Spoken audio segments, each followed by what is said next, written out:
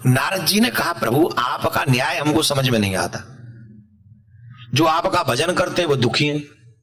ध्यान से सुनो ये बात, इसमें सबको लगेगा ये हमारी बात चल रही है। ऐसे बेटर थोड़ा टाइट। नारद जी ने कहा, प्रभु आपका न्याय हमें समझ में नहीं आता। जो आपका भजन करते हैं, पूजा पाठ करते हैं, वो तो दुखी हैं। और जो उल्टा सीधा काम करते हैं, कसीनो खेलते हैं, जुआ खेलते हैं, सारी रात जुआ खेलते हैं, सारे दिन पड़े रहते हैं, वो चकाचक मजे ले रहे हैं। उनकी गाड़ी भी बड़ी लंबी लंबी, मोबाइल भी वो ऊपर कवर भी सोने का मड़वा लेते। हमें आपका समझ में नहीं आ रहा, व्हाट हैपन दिस। भगवान बोले, डोंट वेरी, ये मेरा न्याय है। बोले कैसा न्याय है? बोले चलो हम तुम्हें दिखाते हैं न्याय। तो भगवान न्याय करने गए। इस न्याय को देखो, दोनों महात्मा बनकर गए, एक गांव में पहुंचे। और एक गांव में पहुंचे तो उस गांव में, जिस गांव में वो पहुंचे, उस गांव में एक बहुत धनवान आदमी रहता था। महाराज, बड़ा मकान था उसका, बहुत बड़ा, इतना बड़ा मकान, बाबा रे बाबा। बाहर मुस्टंडे खड़े थे उसके। हमारे भारत में तो होता है, यहाँ तो कुछ नहीं होता। यहाँ तो मतलब मंत्री भी अपने आप ही सेल्फ ड्राइव करके आ जाते हैं, यहाँ का एक अलग प्रावधान है। हमारे यहाँ तो देखा चकाचक।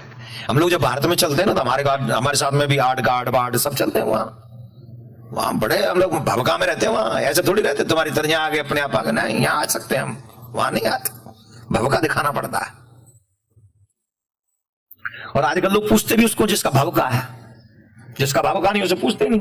वो कितना भी अच्छा कहता रहे, कितना भी अच्छा कर्म करता रहे, अच्छा बोलता रहे, अच्छा व्यवहार करे, अच्छी योजना करे, अच्छा विचार करे, उसे पूछेंगे ही नहीं हम। और जो भवका में होगा उसे पूछते हैं। तो मजबूरी में महात्माओं को भी भवका बनाना पड़ रहा है, क्या करें। हमें तो महात्मा नहीं, हमारा तो वैसे ठीक है। वहां आए थे या नहीं, तो उस सेठ के आगे बड़ा भवका था, गार्ड बाड़ खड़े थे, मुस्टंडे खड़े थे। तो दो महात्मा वहां पहुंचे और महात्मा ने कहा, I want to food, I am hungry, we are hungry. सही है इंजीनियर? हाँ, हम दोनों भूखे, हमें भोजन चाहिए। तो वो बोले, गेट आउट। अंग्रेजी में बोले, get out. Get out, I am hungry. बोले गेट आउट। अबे गेट आउट के बच्चा, भूख लग रही है, हमने कई दिन से हमने नहीं खाया है, 3 दिन हो गए हैं, भूख लग रही है, चला नहीं, गेट आउट भी नहीं हुआ जा रहा है। उसमें भी तो दम चाहिए ना चलने के लिए, गेट आउट के लिए भी वो है ही नहीं। भोजन दे दो। बोले देखो महाराज, हम तो सिर्फ गेट आउट ही कह रहे हैं आपसे, आप हमारे सेठ को नहीं जानते। वो आ गया तो 4 गाली और देगा, तो इसलिए हम चाहते हैं कि जल्दी से निकल जाओ। बोले नहीं नहीं नहीं, हम तो फूड लेके जाएंगे। अरे महाराज, वो आएगा तो बुरा लगेगा, आप जाओ ना, हमें भी डांटेगा और आपको भी उल्टा सीधा कहेगा। बोले नहीं नहीं नहीं, हम तो भोजन करके ही जाएंगे। इतने में वो निकल ही आए। कौन है? कौन कर रहा है शोर शराबा, क्या हो रहा है? अरे वो बोला, अभी भी चले जाओ, अभी भी चले जाओ, हम देख लेंगे, जाओ। बोले नहीं नहीं सेठ जी, राधे श्याम, कुछ भोजन मिलेगा, जल मिलेगा, हम लोग दोनों अतिथि हैं, साधु लोग हैं, बाहर से आए हैं, कुछ मिल जाए प्रसाद। देखा वो महात्मा बूढ़े नहीं थे, वो थोड़े से मतलब ठीक ठाक थे। बोले हट्टे कट्टे हो रहे हो, दूसरे के द्वार पर जाके खड़े होकर भोजन मांग रहे हो, शर्म नहीं आती तुम्हें? अच्छा वैसे हमारे भारत में ऐसे आ सकते हैं महात्मा भी बिना बुलाए, तुम्हारे यहां तो आ भी नहीं सकते। यहां तो कोई महात्मा आ ही नहीं सकता। आएगा कहां से? ड्राइविंग यहां कर नहीं सकता, गाड़ी खुद की है नहीं, एड्रेस उस पे है नहीं, आएगा कहां से अपने आप? यहां तो वो पहले से निमंत्रण करना पड़ता है कि हमारे यहां आ जाना, तो वो गाड़ी लाए, फिर ले जाए, और कहे तो लेट आए। कहीं तो आने वाले लेट आते ना, तो फिर उनके चक्कर के हिसाब से तुम राउंड अपने स्टेप पूरे कर लो तब तक। राधे राधे। तो बोले हट्टे कट्टे हो, कमा सकते हो, खा सकते हो, भीख मांग रहे हो, शर्म नहीं आती? अरे महाराज कोई बात नहीं, थोड़ा सा प्रसाद पालेंगे तो अच्छा ही है। तुम बहुत विवाद करने लगा, देने के लिए जल भी नहीं मत दिया उसने, और अंत में कहा ढक्के मार के भगा उनको, खबरदार आज के बाद ऐसा कोई महात्मा यहां दिखा था। नारायण जी बोले ढक्के पड़े उससे पहले ही चलो। नारायण बोले चलते चलते चलते, इसने हमें भोजन नहीं दिया, हम भगवान से हम प्रार्थना करते हैं ईश्वर से तुम्हारी संपत्ति 100 गुना हो जाए। नारद जी बोले कै गुना हो जाए? बोले 100 गुना। जिसने हमें जल नहीं दिया, जिसने हमें भोजन नहीं दिया, उसकी संपत्ति कै गुना? बोले 100 गुना। बोले जय हो महाराज। चलो आगे गए। अब जब आगे गए, गांव से बाहर निकले, तो गांव के बाहर एक बुढ़िया मां बैठी थी झोपड़ी में। नारद जी बोले चलो, बोले नहीं नहीं, ये बुढ़िया माँ के पास चलते हैं, शायद यहाँ कुछ मिल जाए खाने को। अरे बोले वो बड़े बड़े मकानों में तो कुछ मिला नहीं है, झोपड़ी में क्या मिलेगा? अरे बोले कई बार बड़े मकानों में नहीं मिलता, झोपड़ी में मिल जाता है। हाँ या ना? बड़े मकान वाले ही नहीं मिलते, वहां क्या मिलेगा? झोपड़ी वाले मिल भी लेते हैं, और जो थोड़ा बहुत होता है उसमें से शेयर भी कर लेते हैं, बड़े अच्छे होते हैं। झोपड़ी वाले भी कई बार बहुत बड़े बड़े मकानों वाले भी अच्छे रहते हैं, ऐसा नहीं है। कई लोग तो गए महाराज, कुंडी खटखटाई, और जब कुंडी खटखटाई तो मैया की आवाज आई, कौन है? बोले महात्मा आए हैं। तुरंत खड़ी हो गई महात्मा, सुनते दरवाजा खोला, महाराज आइए, पधारी पधारी महाराज, बेटे बिराजी बिराजी, बड़ा सौभाग्य हुआ आज आपके दर्शन हो गए, यहाँ बड़े दर्शन हुए महाराज, बड़ी कृपा हुई। अरे बोले बात तो ठीक है मैया, बड़ी जोर से भूख लग रही, कुछ खाने को है? तो महात्मा जी से बुढ़िया माँ बोली, हमारे यहाँ तो कुछ है नहीं खाने को, हमारे घर में तो गैया है, वो पाव भर दूध देती है, उस दूध को ही मैं पीती हूं, अभी अभी निकाल के लाई हूं, आप अगर चाहो तो वो दूध आप पी लो। बोले हाँ भैया हमको दे दो, हमको दे दो। भगवान ने वो दूध पी लिया। नारद जी भी देखते रहे, पाव भर दूध क्या पी, मैं यही पी ले, आप ही पी लो। और फिर बोले नारद जी भगवान से, चले चले प्रभु चले। नहीं नहीं चले नहीं, अब दूध पी लिया, अब शाम हो गई, अब कहां चले? मैया अगर आप बुरा न मानो तो आज यहीं रुक जाएं। नारद जी बोले यहाँ कहां रुकेंगे, आप देख तो रहे हो कुछ व्यवस्था नहीं है। मैया बोली एक चटाई है महाराज, मैं इसी पे सोती हूं, आप एक कार्य करिए, आप इस पे विश्राम करिए, मैं बाहर बैठ के भजन कर लूंगी। नारद जी बोले बेचारी सोएगी नहीं? बोले हाँ तो भजन करने दो ना, हमसे होएंगे। नारद जी बोले बड़ा सुंदर स्वभाव है आपका। बोले नहीं नहीं हम सोएंगे यहीं।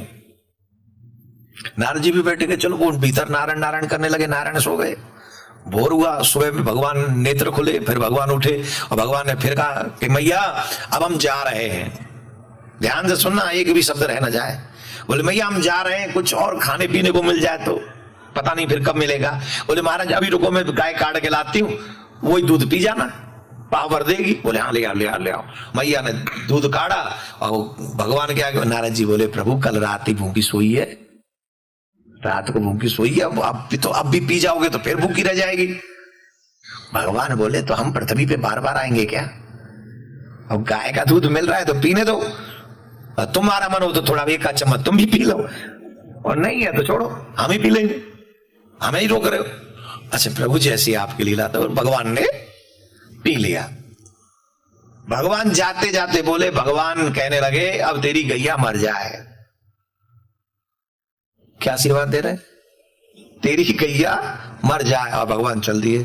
नारद जी अब तक तो कंट्रोल में थे, अब अनकंट्रोल हो गए। नारद जी बोले गजब कर रहे हो आप, ये कैसा न्याय है आपका? ये तो सरासर अन्याय दिख रहा है। अरे जिसने हमें धक्के मार के भगा रहा था, एक बूंद पानी नहीं पिलाया, उसको तो कह दिया 100 गुना संपत्ति हो जाए। और यहां बेचारी ने सुबह भी कल भी दूध नहीं पिया, आज भी दूध नहीं पिया, अपनी चटाई भी हमको दे दी, और इसको अकेली एक गाय, और उसको कह दिया तेरी गाय मर जाए। ये क्या न्याय है आपका? भगवान नारायण मुस्कुराए और नारायण भगवान ने कहा हाँ यही हमारा न्याय है, तुम नहीं समझोगे हम तुम्हें समझा देते हैं। अब 1 मिनट थोड़ा सावधान हो जाइए, ऐसे बैठिए 1 मिनट बस, ये न्याय समझ में आ जाएगा आपको भगवान का। नारद जी से कहा तुम्हें ये हमारा अन्याय लग रहा है ना, अब हम तुम्हें समझाते न्याय। हमको एक बात बताओ, इस सेठ ने जो हमको डांटा, उल्टा सीधा अपशब्द बोला और हमें जल तक नहीं पिलाया, ये किसके अभिमान में था?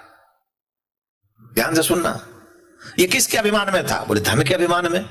और जब ये इस धन के अभिमान में ऐसे ही कर्म करेगा तो कहां जाएगा? वो नरक में जाएगा। क्या क्या भोगेगा? बोले बहुत दुर्गति होंगी इसकी। तो इसीलिए इसकी दुर्गति हो तो हम 100 गुना और दे आए। जितना था उसमें ये कर रहा है इतना, जब और 100 गुनी संपत्ति हो जाएगी तब कितना करेगा ये? पर नहीं आ रही ना समझ में बात, ईमानदारी से बोलो आ रही है?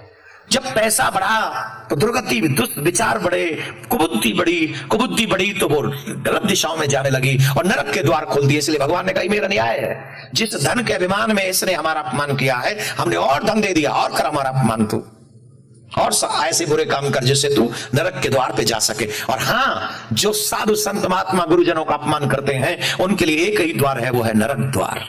कोई संशय नहीं इसमें, वो नरक ही जाने वाले हैं। उनको लगता है आप शब्द बोलकर, उनको लगता है छल करके, उनको लगता है कपट करके, उनको लगता है हम अपने गुरुजनों को, संत महात्माओं को आप शब्द बोल के बहुत बड़ी जंग जीत लेंगे। भगवान का न्याय देख लो, भगवान ने इसको कहा तुझे 100 गुनी संपत्ति मिले, किसके लिए? जाएगा नरक में यार तू, तेरी दुर्गति होगी। अब जो भक्त ये सोचते हैं कि हम भजन करते फिर हमारे साथ ऐसा क्यों कर रहे हैं, तो सुनो अब यहाँ न्याय भगवान का। नारद जी ने कहा फिर प्रभु चलो, उसकी तो बात समझ में आ गई, उसको आपने नरक में भेज दिया, पर एक बात समझ में नहीं आई। बोले क्या? इस बेचारी की गैया क्यों मार दी? इस पे तो एक ही साधन था भोजन का, और वो गैया भी आपने मार दी, ये क्यों मार दी? अरे बोले नारद तुम नहीं जानते, ये मैया कितनी अच्छी है, इसने स्वयं दूध नहीं पिया, हमको दूध पिलाया, स्वयं रात भर जगी रही और हमारे लिए स्वयं जागकर हमारे लिए चटाई बिछा दी, हमें सोने दिया, खुद स्वयं झोंपड़ी के बाहर आके बैठ गई, भजन करती रही, और फिर दोपहर का भी दूध हमको पिला दिया। तो ऐसी मैया का हम बुरा थोड़ी चाहेंगे? अरे बुरा नहीं चाहेंगे, पर उसकी तो गैया मार दी आपने। बोले हाँ मार दी, उसके पीछे भी कारण है। पूछो क्या? बोले क्या कारण है? बोले आज से 7वें दिन मैया का जीवन यात्रा पूरा होगा। भगवान तो जानते हैं, हम और आप नहीं जानते। आज से 7वें दिन मैया की जीवन यात्रा पूरी होगी, मतलब मैया की मृत्यु होगी, और मैया की मोक्ष में, मैया के मेरे पास आने में एक ही बाधा है, वो है गैया। क्यों? बोले जब मैया मरेगी तो इसके मन में एक ही होगा कि मैं तो मर रही हूं, पर हाय हाय मेरी गैया को चारा कौन खिलाएगा, जल कौन पिलाएगा, व्यवस्था कौन करेगा, अरे बेचारी गैया भूखी रहेगी। तो इसके मन में अगर ये गाय का विचार रहा तो इसका पुनर्जन्म होगा, और अगर इसके जीवित रहते रहते ही गाय चली गई तो फिर इसका कोई बंधन नहीं रहेगा, मेरा स्मरण करते करते मेरे धाम के लिए चली आएगी। और नारद जी के नेत्रों में अश्रु आ गए, हाय हाय मेरे प्रभु, इस न्याय को कोई नहीं समझ सकता, इस न्याय को तो आप ही जानते हैं, और आप ही अपने भक्तों के लिए ऐसा अद्भुत न्याय कर सकते हैं। कई बार जो घटनाएं हमारे अपोजिट दिखती हैं वो घटना हमारे फेवर में होती है, लेकिन क्योंकि हम वो भविष्य देखने के सामर्थ्यवान नहीं है इसलिए वो हमको दिख नहीं पाती। आप समझ रहे हैं?